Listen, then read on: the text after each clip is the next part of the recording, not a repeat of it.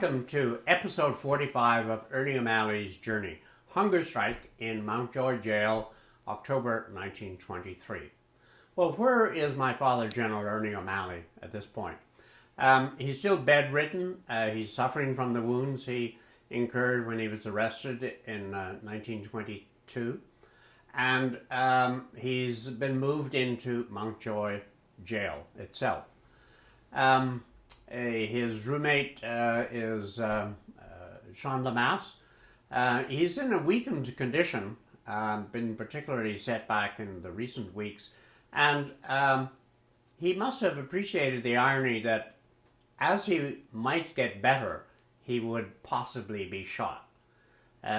What a way to try to have to live and have the tensions in your own life. Now, what we're looking at this month is the hunger strike. And how it developed. This was a hunger strike for unconditional release. Highly improbable that the Free State would allow soldiers of the Republic to be released, but that was their condition. It was 6 months after the downing of arms. The tradition of hunger strike had been that people like Thomas Ashe and Terence McSweeney they had died on hunger strike. So the men about to go on hunger strike knew that one of the options they had to be prepared for was death. Now, hunger strike was an issue in terms of who was going to control the hunger strike. Was it the soldiers who were inside or the army who were outside with their command? And last time we had some discussion as to how that decisions were made. Ultimately, the decision was going to be made by the people in the jail. My father writes about this in The Singing Flame, and we'll have a series of readings about that. A hunger strike was discussed informally. I'd always disliked such an idea, because I was afraid of it, and also to me it was an unsoldierly way to die or to face death. I'd been taken sick for over 6 weeks and was confined to bed practically all day. I could eat but little of the prison fare, and I seemed to be letting go of my hold on life, for it had been a continuous fight to attempt to regain health under prison conditions. I'd learned to doctor myself. At night, when I could not sleep, I relaxed all my muscles, left my body passive, and allowed my mind to rest. This seemed to compensate as much as sound sleep would. To lie quiet and let the pain flow through, not to resist it by tension and muscular activity. Learning to get rid of serious thought, avoid any unnecessary movement, never to get into any argument, to lower the pitch of the voice. Most of it was important to control one's temper. For any expression of irritability or of ill humor meant exhaustion and prostration. So my physical condition helped to produce some form of equanimity. Other officers opposed hunger striking because they felt they were afraid of it. But more likely because we had, since the death of Terence McSweeney, regarded it as an absolute weapon. In jail phraseology, it had died of wounds. We knew what mercy we might expect from our enemy. A strike for prisoners of war or political treatment was one thing. A strike for unconditional release was another. Yet, a ceasefire order had been issued in May, and it was now October. The Free State had little excuse for still keeping large numbers of men in prison. It was finally decided to declare a hunger strike for unconditional release, and volunteers were asked for. It would have been better to have selected a number of really determined men who might fight and were more fitted for such an ordeal than the heterogeneous complement of four wings of the prison. So my father goes on then to tell the story of the start of the strike. Mountjoy jail went on strike on October 13th. Practically all volunteered. Some were exempted, including myself, but I refused this concession. Any action was good, it seemed, and everyone was more careful and cheerful when the hunger strike began. We listened to the tales of men who had undergone previous strikes, and we who were novices wondered what it would be like.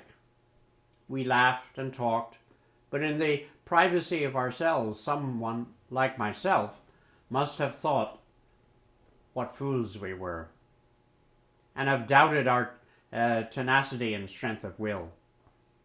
I looked into the future of hunger, and I quailed. I'd been without food often enough. I'd been sick from lack of it. But hunger itself was a gaunt thought built up by the desperate dissociations of people's experiences. What would it be like at the end of 2 or 3 days, then a week? Hunger striking was an unknown quantity for me. I did not approve of it. I was frankly afraid, and I could not see young boys of 16 and 17 take their chance when I could eat and be excused. The first 4 or 5 days were bad, violent headache and nausea. Yet all, except those bedridden like myself, were able to walk about and keep their thoughts off food while reading or yearning in another's cell. Father McMahon came in to see me. He shook his head when he talked of the hunger strike and wondered if any agreement could be reached, but he was surprised when he found that I was on hunger strike also and withdrew, perturbed. We learned that other jails and camps had started to strike out of sympathy with us, and that soon thousands of men were depriving themselves of food. This weakened our chance of success. We had not meant to make a great gesture, but knowing that the enemy, we had counted the cost and were prepared to face death if release was not granted. I wondered how long it would last. 2 weeks, I thought, since I had not been sick for the past month, seldom out of bed. I had become thinner. The favorite end of argument was my being lifted up and carried around. That made me powerless, speechless, and I had to keep quiet. Jail had been a constant struggle, a determined effort to recover health, a fight against the drabness, the lack of color, the oppressive brutality of the very stones. Jail life is a slow poison, even in the case of a healthy man. A poison more of the mind than of the body. I'd been drifting. The sense of struggle was becoming to be absent. Now, even though one thought one's death would be of use, there was no passive acceptance. It was a challenge, a fight, and again a resistance was built up. The slow adjustment of the body to the new conditions was painful, but the body seemed to have an infinite power of adjustment. My father was able to still read and get mail, and he described some of the reading that he was doing. I read practically all the time. My chief difficulty was to hold a book or lie at such an angle that I could read. I chuckled with Mark Twain and adventured with Huckleberry Finn and Tom Sawyer, admired the splendid villain from the Master of Ballantrae, pilgrimage with Chaucer, followed the Dutch people in their stubbornly heroic wars in the Low Country, and the indomitable Cortes and Pizarro exploring the downfall of Spain. I laughed with Pickwick and thought of the food that had been built around his form. Selected proverbs from Sancho Panza and wondered how the lean knight would have tilted a hunger strike. In Tartary and Tibet, I followed Abbe Hook, admiring his calm acceptance of reverse and misfortune, and his unquestionable will. Doughty in Arabia, sick, weary, hungry, unafraid. The archaic, stilted, difficult English bouldering the epic of harsh, gutted men and the lean, mawed beauty of the desert. Moby Dick, epic of the sea and of the hunt for the soul of a man. Shuiv Gelt, madness in beauty, and Tanbo Cool. Each of us had now to face the ford of death, to keep away the hosts of fears and worldly cravings. Could we hope for the Gay Bullock of courage to shatter them at the last? The Gay Bullock was what in the Tanbo Cool, Cuchulainn had as one of his armaments that he flung at his good friend Ferdia, and had a devastating effect. I was given a heated waterbed. Perhaps they were determined I would not die on land, but in a lukewarm way. Bed sores had to be warded off as we were gradually getting thinner. I'd become almost immune to them since I left Portobello Hospital. My hip was like a board. I was also immune to fleas. Some days I felt it hard to read.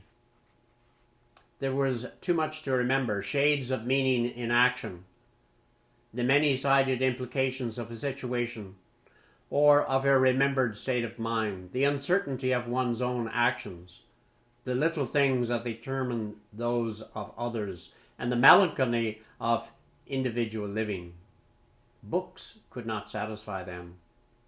Frustrations, incompleteness, strivings, half-shades, the fleeting perishable sense of beauty, and the inevitability of death. The general strike in the camps had broken, but in every prison and camp in nucleus remained, whose numbers were daily being reduced. The women had gone on strike too, and we knew that there would be no faltering when they were concerned. In Mountjoy, an officer in charge of the wing came off strike and signed the form. He had been anxious for a strike before it began. So you see some of the changing conditions which are happening. The men were offered a form by the Free State, and you could get out of prison with, so to speak, a pass. And the form said, I will not fight, raise arms against the Free State. So that was a win-win for the Free State if they men wanted to it.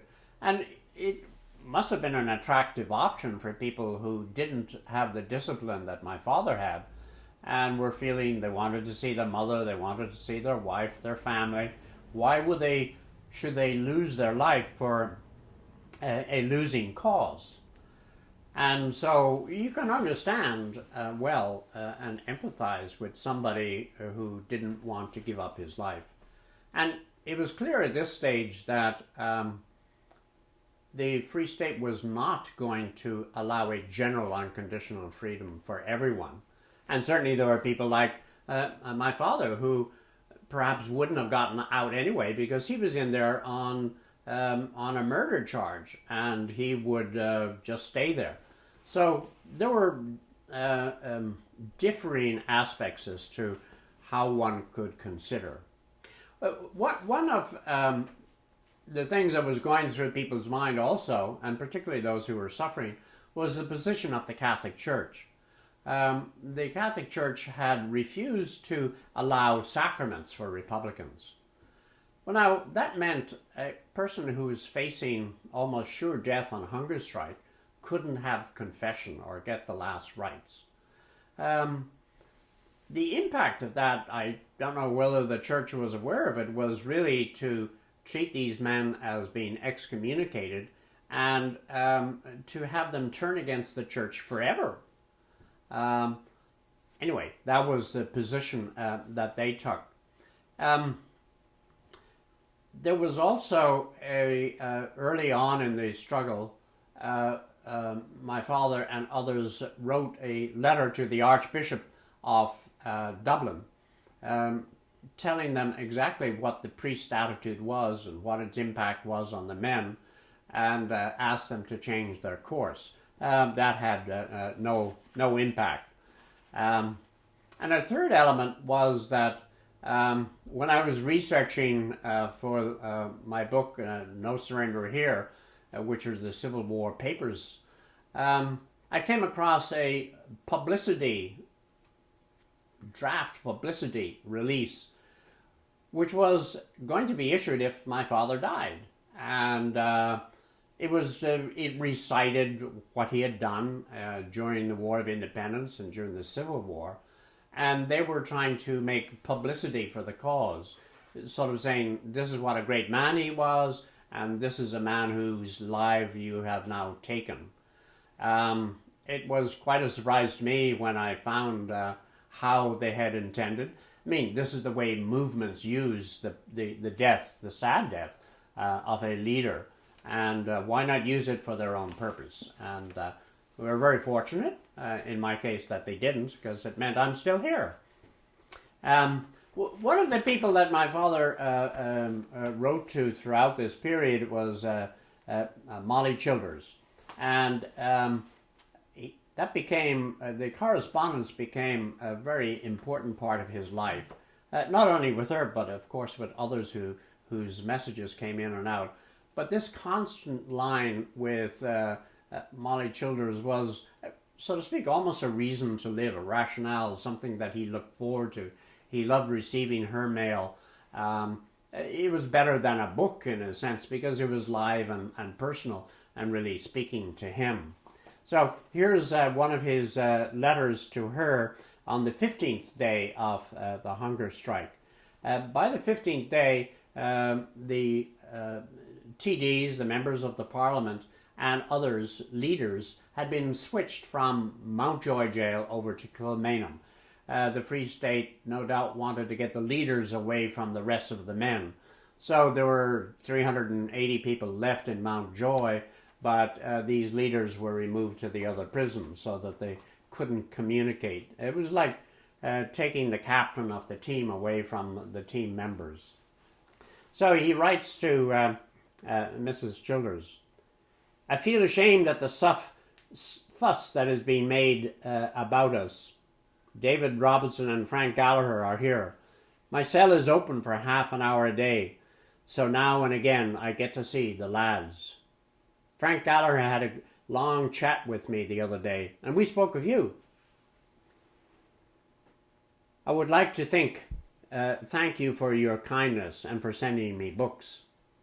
Prior to leaving Mountjoy, I left a crucifix sent me by the Pope, and a photograph of Mussolini, which you had sent. I had to give up my Greek some time ago, and I was not feeling well. I've done very little with my Spanish also. The joy was pretty hard on all of us, and for the Free State people interfered with us as much as possible with our classes.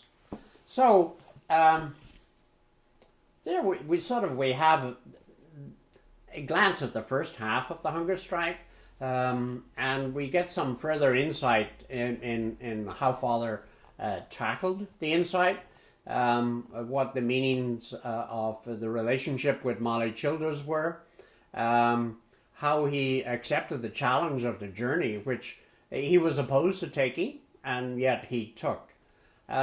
This is sort of typical of him that we've seen in his earlier days when he chooses a course of action, whether it is wise or not, and he sticks through it.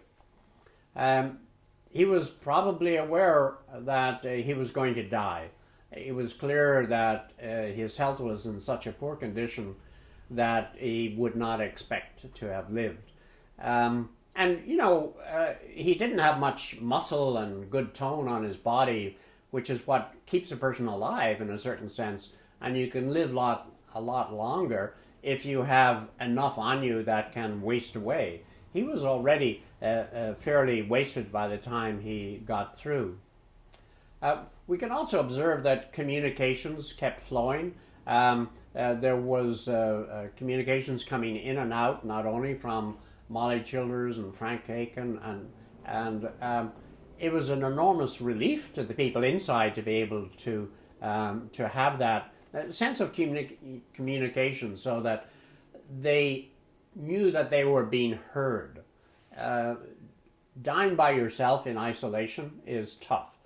Dying without any communication and resolve or support from the outside is even tougher. So these men still had that support.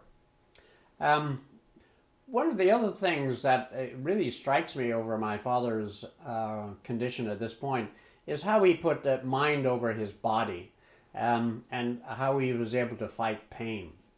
It's an incredible lesson in fortitude. And that was sort of typical of what he was doing. So now we've just seen, we're past the 18th day of the hunger strike. There's some more days to go. There are about 8,000 men on hunger strike in the other jails and internment camps. And next time we'll be following Kilmainham Jail once again.